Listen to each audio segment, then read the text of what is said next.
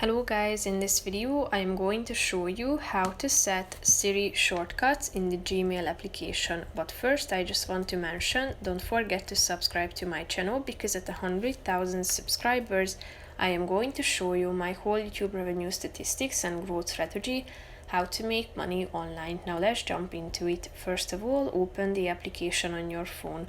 After that you should click on the menu icon in the upper left corner of the screen. Scroll down to the bottom and tap on settings.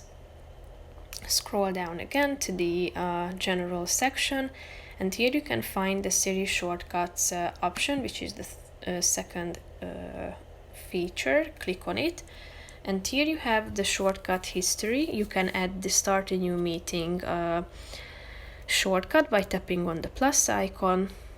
Here you have the phrase, the voice command. Hey Siri, start a new meeting. Click on the done button and then the shortcut will be added. To use it, say this phrase to Siri as it says. You can also change the voice phrase by tapping on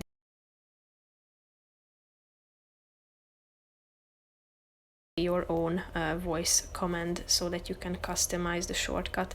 So that's pretty much it for this video, guys. See you in the next one. Bye bye.